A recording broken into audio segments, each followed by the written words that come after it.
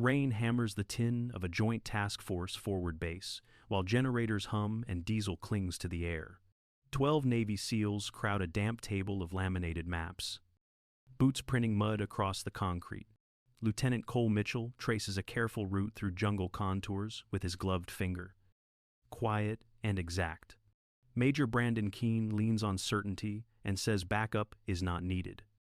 And the room absorbs the claim with a silence that feels heavier than the storm. Staff Sergeant Avery Reed sits beneath an awning and assembles her M2010 enhanced sniper rifle, chambered in .300 Winchester Magnum with patient hands.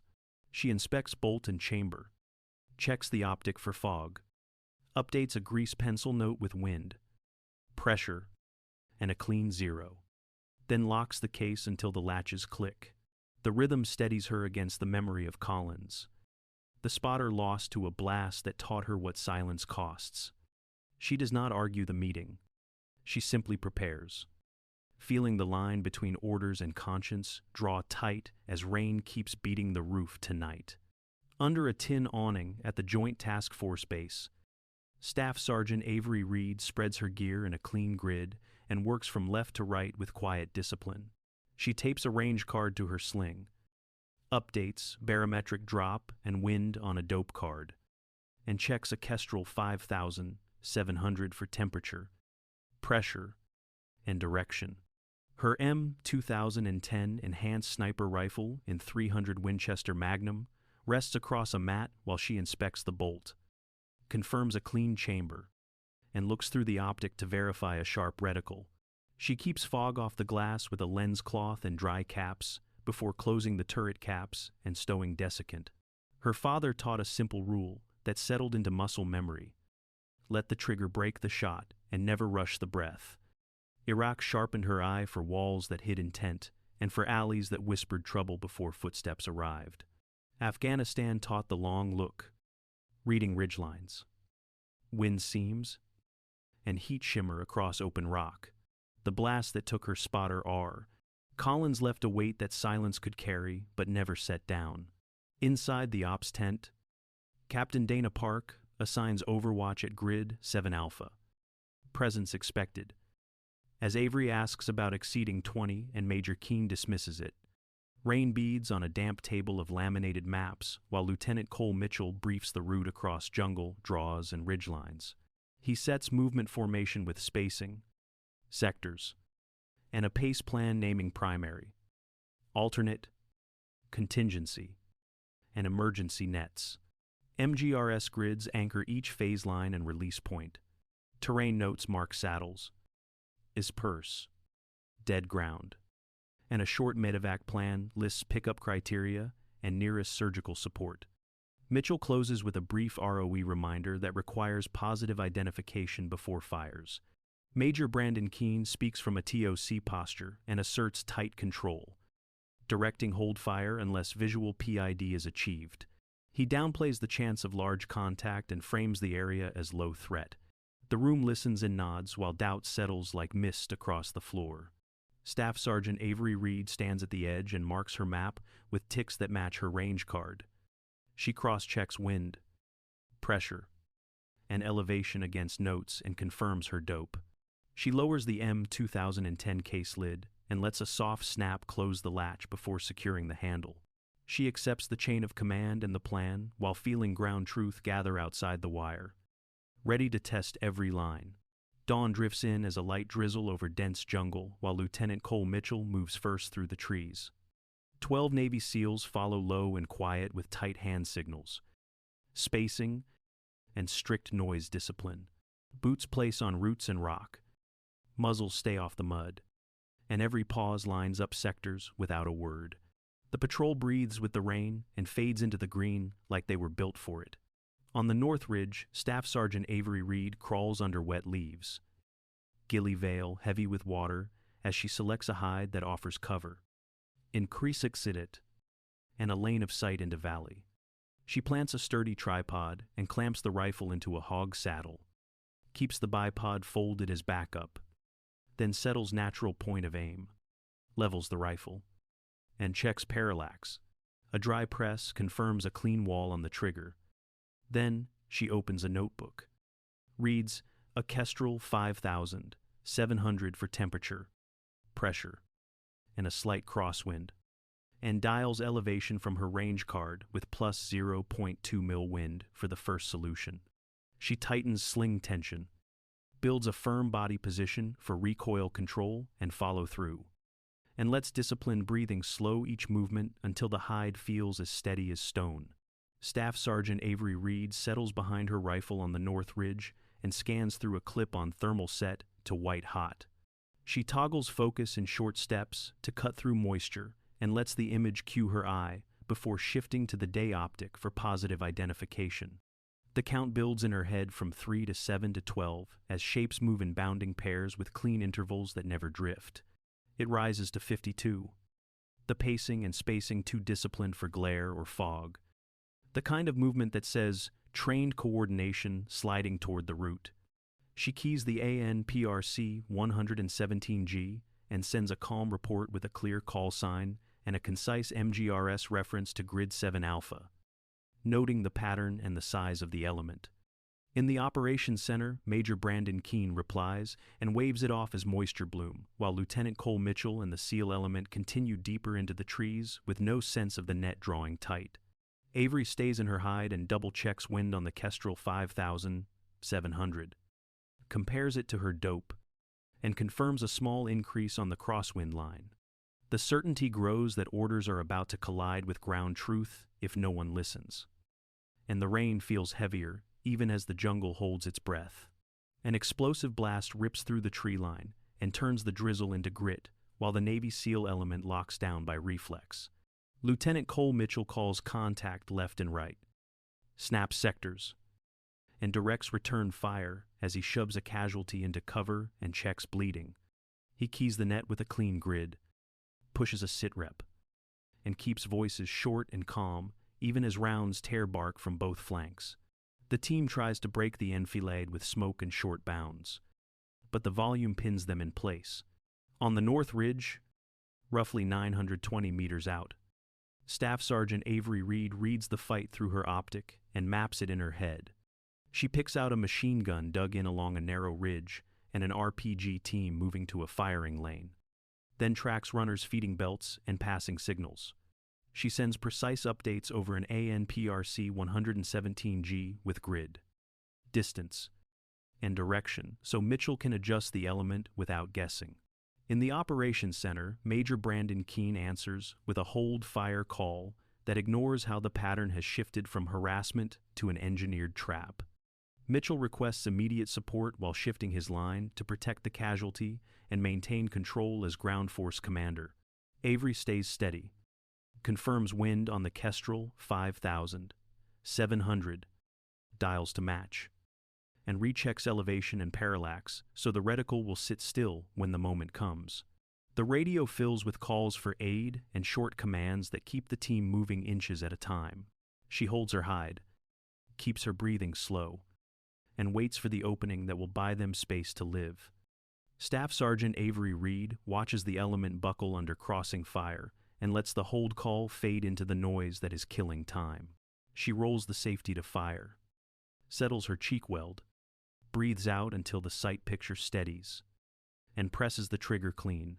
The first round reaches the RPG gunner at roughly 920 meters with an upper torso hit that stops the launch and keeps the lane from flashing into disaster. She runs the bolt, tracks the assistant feeding the team, breaks the second shot, and feels the recoil settle back into bone and sling. Brass arcs and lands in wet leaves as she checks her remaining rounds, drops the magazine, seats a fresh 5-round box, runs the bolt forward, and confirms a short press check before settling back on glass. She finds the flank gun and takes the third shot through the narrow seam that anchors the machine gun, and the pressure on the element eases a notch. On the net, Lieutenant Cole Mitchell recognizes the surgical cadence and authorizes her to continue as ground force commander, while Major Brandon Keene keys from the operations center with another ceasefire that ignores what the optic shows. Avery answers with steady breath and steady hands, stating that if she stops, they die. And then she goes back to work with the M2010 in 300 Winchester Magnum, letting discipline and duty hold the line where orders will not. Staff Sergeant Avery Reed drops any thought of using firing patterns as signals and takes the net with clean brevity on an ANPRC 117G while staying hidden on the North Ridge. She talks the element led by Lieutenant Cole Mitchell towards safer ground, with MGRS references, distance, and direction that match what she sees through glass. She uses the fallen tree as a landmark, the cut in the slope as a funnel, and a low bunker as a boundary that friendlies must avoid. She keeps friendlies and threat lines separated in her words, so no one guesses under stress. Her cues are simple and exact. Shift right, 25 meters on the brake is the first move that buys them space. Hold on, my call becomes the pause that lets a casualty drag settle and sectors reset. Mitchell confirms in short transmissions and moves the element during brief lulls, while the team breathes through the push and resets security one wedge at a time. Avery marks nothing with tracer fire. She uses voice control and precise description only, the kind a ground force commander needs when the margin is inches. In the operations center, Captain Dana Park watches ISR and sees a narrow corridor forming where none existed a minute ago, carved by disciplined talk on and accurate target description. Major Brandon Keene argues to keep the hold fire policy that is already failing the team, but the pattern on the screens tells another story. Avery updates wind on the Kestrel 5700, checks her elevation dial and parallax, and waits to resume precision fires only when Mitchell has the team set, letting voice control and battlefield geometry buy the seconds that keep people alive. In the operations center, Captain Dana Park studies ISR feeds that paint a clear pattern and decides the standing hold must end. She transmits that Staff Sergeant Avery Reed now has full engagement authority, while Lieutenant Cole Mitchell remains the ground force commander controlling movement on the ground. The call moves across rain and static with the weight of responsibility and lands where it is needed most. On the North Ridge, Avery hears it and answers with steady focus. She adds plus 0.3 mil for a gusting crosswind, bumps elevation, plus 0.1 for dense wet air, confirms parallax, and settles behind her. M2010 enhanced sniper rifle, chambered in 300 Winchester Magnum. Her sequence is disciplined as she targets leadership first to slow control, then drops the machine gun that anchors suppression, then works the outer flanks until the ambush geometry folds and a narrow corridor opens. She keeps radio brevity clean on the ANPRC 117G and holds fire during movement, lulls at Mitchell's call, then resumes only when the element is set. Back at the operations center, Major Brandon Keene objects, but Park stands by the decision anchored in positive identification and pattern analysis visible on ISR. Field intelligence and real-time observation drive the call, and the effect is immediate on the ground. The corridor widens step by step as the team moves a casualty and resets security. Calm voices and exact procedures hold the line while rain keeps falling on a fight that is finally shifting. Rain blurs the canopy as an AH-64 Apache flight checks on station, while Lieutenant Cole Mitchell continues to command on the ground, and Captain Dana Park manages the net from the operations center. Staff Sergeant Avery Reed uses voice only to talk the aircraft onto targets with clean MGRS lines, cardinal directions, and simple terrain cues such as a fallen tree, a cut in the slope, and a low bunker. Apache 2-1 confirms positive identification through TADS and reads back friendlies south of the target with a precise distance that protects the element. With geometry safe and identification complete, the ground force commander issues cleared to engage. 30mm fire hammers the trench line and breaks the anchor that has been holding the team under enfilade. A single AGM-114 Hellfire goes into hard cover only when angles and backstop are right, and the blast neatly ends the position without risking the corridor. Avery pauses her rifle while the gun run is in, then picks up fleeing threats as the aircraft egresses and resets for another pass. Safety calls stay strict, with friendlies marked by position and distance. A clean stack maintained overhead, and the corridor guarded against fratricide. The ambush begins to fade as the corridor widens and the element drags a casualty toward better cover. Avery updates wind on the Kestrel, 5,700. Confirms elevation on the dial. Checks parallax. And settles back into a steady firing position behind the M2010 in 300 Winchester Magnum. She lets Mitchell move the team and resumes precision shots only when they are set and ready. Accurate talk-on and disciplined clearance shape the fight minute by minute, and lives hold together under rain that now sounds more like weather than war. Rain taps steady on sheet metal at the Joint Task Force compound as trucks roll under dim lights. A Navy SEAL element steps off with torn uniforms and mud on their boots. Alive, but quiet. The sound of wet footsteps carries across concrete like a soft formation call. Engines fade and the compound breathes again. Staff Sergeant Avery Reed sits under an awning with her M2010 enhanced sniper rifle laid out on a canvas mat. She field strips with calm precision, cleans the bolt face, wipes the chamber dry, and brushes grit from the optic. Parts line up in order, then return to place until the final click feels clean and certain. The rifle rests across the mat the way a tool should when the work is done right. Lieutenant Cole Mitchell approaches with a bandaged forearm and stops at arm's length. The handshake is brief and steady. Respect carried in the grip rather than in words. Captain Dana Park kneels beside the mat and acknowledges that Avery's Overwatch kept a window open long enough for air and maneuver to finish the fight. Avery answers with humility and turns one last time to check the chamber. The safety and the clean seating of the bolt. The mood stays sacred and restrained. No speeches rise above the rain. The room's truth is carried by wet boots on concrete and the quiet rhythm of a weapon returned to order. Ranks, terms, and handling remain exact. And the only ceremony is the sound of rain that does not need to be told what it means.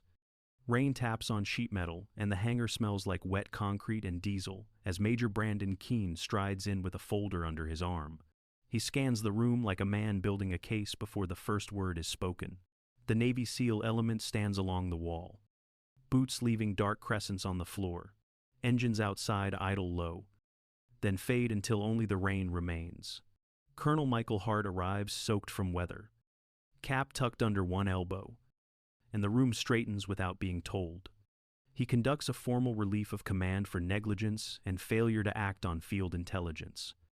An action within his authority as the Joint Task Force commander. The language is clean, procedural, and final, carried in concise steps that require no emphasis. The folder in Keene's hand hangs for a beat, then lowers as the decision lands. Staff Sergeant Avery Reed stands off to the side with her M2010 secured. Bolt forward on an empty chamber. Sling tightened. Lieutenant Cole Mitchell and Captain Dana Park remain at attention, professional and silent, letting the act speak for itself. Hart turns to Avery and offers measured respect for 12 Americans who made it home because Overwatch held when it mattered. Around them, the formation answers with posture and presence rather than applause. A quiet acknowledgement that authority carries responsibility and that accountability is not spectacle. The rain keeps time on the roof while the command team signs what needs signing, and the room returns to work with a gravity that honors the cost. Late afternoon settles on the red clay range at Fort Benning as Staff Sergeant Avery Reed moves behind a line of nervous cadets. Rifles rest on bipods, muzzles downrange, eyes bouncing between targets and sights. She starts at the feet and works upward, setting heels, knees, hips, shoulders, cheek weld, and grip. Natural point of aim is checked by closing eyes, breathing twice, and seeing if reticle returns to center. Avery teaches a simple cycle. Inhale, pause, exhale to the natural break, press straight to the rear, and hold the shot until the sight picture settles. She shows a dope card for wind and elevation, explaining holds when a breeze drifts across berms. Battlefield lessons fold into training as she reminds them that thermal is only a cue and that positive identification must be confirmed through the day, optic, before a round leaves the chamber. One cadet asks how she knew to go against a bad call, and Avery answers like a mentor rather than a hero. Judgment is built from what you see, what you know, and what your conscience can carry. And the weight that follows belongs to you. The line moves as a breeze shifts, and she nudges an elbow, tucks a shoulder, steadies a sling. The next shot breaks clean, and the class gathers brass before heading back to the barracks a little steadier and wiser. The neighborhood is quiet after rain, streets shining under porch light as Lieutenant Cole Mitchell pulls into his driveway for the first time in months. He kills the engine and steps out, and his little girl sprints across the wet grass in bright yellow boots that splash at every stride. His wife waits in the doorway with relief spread across a tired smile, hands at her cheeks as the three shapes fold into one. The duffel on his shoulder feels heavier than it looks, straps digging just enough to remind him of miles he cannot count.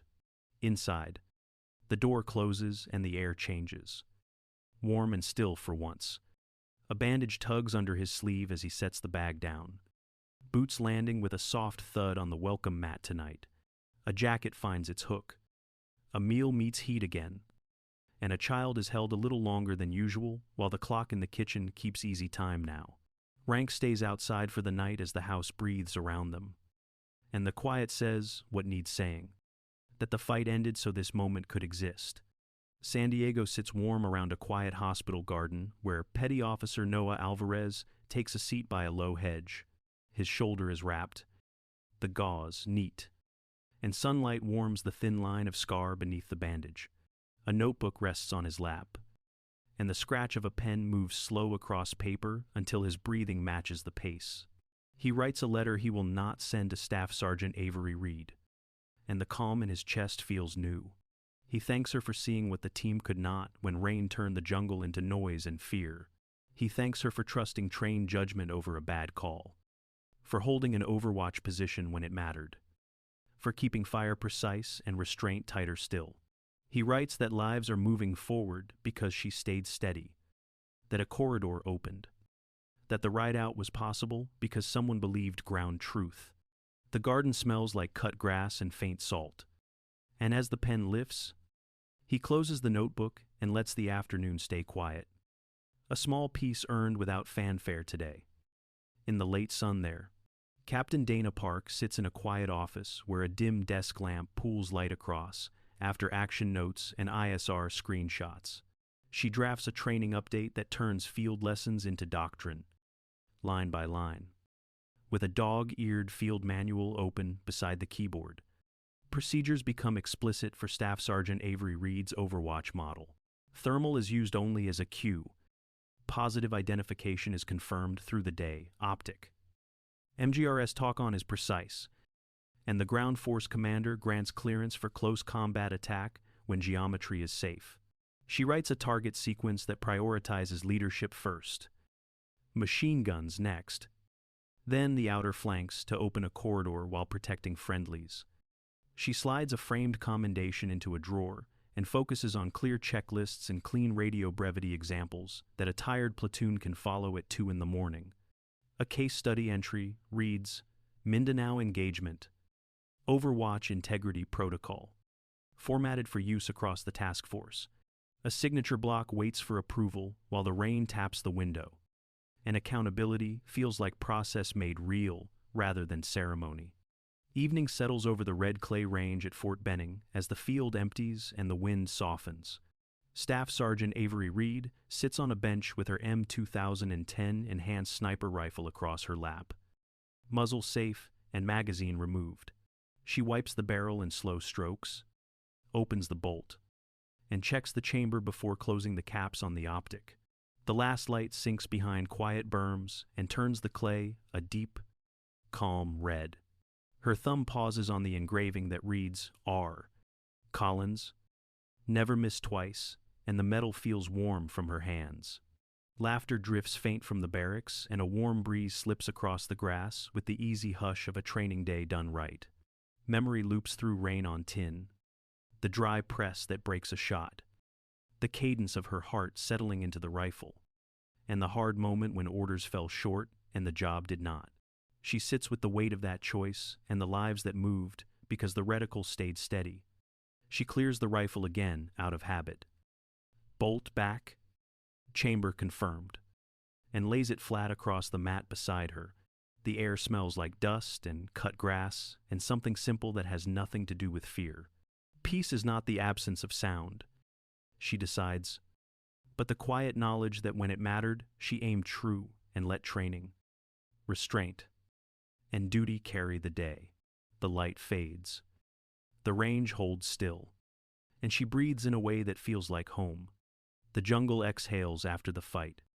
Rain finished for hours and steam rising from the ground as sunlight threads through a torn canopy that still smells like wet bark and earth. At the North Ridge hide where Staff Sergeant Avery Reed held Overwatch, a single brass casing rests half-buried beside a shallow puddle, its rim dark with mud and its body catching a thin edge of light, while leaves around it sit beaded with water like small glass marbles that will slip away when the breeze returns. The hide is almost gone to the eye. Just a faint mud print fading at the edge and a patch of pressed ferns where a body settled into patience. A place where duty and conscience pulled tight until the choice took shape and the trigger moved with the breath. No plaque will mark this spot, only quiet and the sense that a hard thing was done with care, and that courage can live in steady hands and clear sight when no one is there to cheer. And that peace comes from knowing the shot you took protected life, leaving the brass as a simple marker that the work was finished with restraint.